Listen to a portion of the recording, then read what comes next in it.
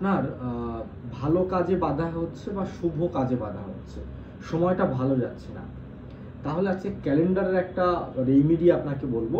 আমরা বাড়িতে সবাই কম বেশি ক্যালেন্ডার ইউজ করি। আপনি জানেন যে ক্যালেন্ডার কোন দিকে রাখলে আপনার যে শুভ কাজ ডেট অনুযায়ী, আপনি ধরো ভেবেছেন আপনি 1 তারিখে কোনো ভালো কাজ করবেন, কি 5 তারিখে ভালো কাজ করবেন, বা 6 তারিখে কোথাও কোনো ভালো কাজে যাবেন, কিন্তু সেই কাজটা করতে যাচ্ছে, তার জন্য আপনার ক্যালেন্ডার রাখার নির্দিষ্ট ডিরেকশন আছে। বাস্তুশাস্ত্র অনুযায়ী নির্দিষ্ট ডিরেকশন আছে। আপনাকে কোথায় রাখতে হবে? উত্তর দিক না হলে পূর্ব দিক। উত্তর দিকে ক্যালেন্ডার রাখুন, নাহলে পূর্ব দিকে রাখুন। আর নর্থ ইস্ট করে রাখতে পারেন, কিংবা উত্তরে নর্থে রাখতে পারেন, ইস্টে রাখতে পারেন, পূর্বে রাখতে পারেন। এই হচ্ছে ক্যালেন্ডার রাখার দিক। এই 3টে দিকে আপনাকে ক্যালেন্ডার রাখতে হবে।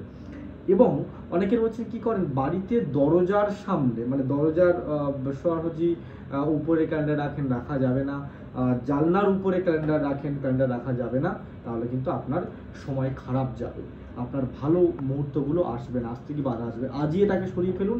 অনেকের বাড়ি দেখা যায় বহু পুরনো ক্যালেন্ডার রেখে দিয়েছেন, না, আজই বহু পুরনো ক্যালেন্ডার থাকলে জলে ফেলে দিন, ঠাকুরের হলে, নর্মাল অন্ন হলে পুড়িয়ে দিন। বহু পুরনো ক্যালেন্ডার বাড়িতে রাখা যাবে না। বাস্তুশাস্ত্র অনুযায়ী মানুষের জীবনে শুভ কাজে, উন্নতিতে পুরনো ক্যালেন্ডার বাধার সৃষ্টি করে এবং ভুল ডিরেকশনে রাখলে প্রবলেম হয়। মেনে চলুন, আপনার জন্য ভালো হবে। নমস্কার।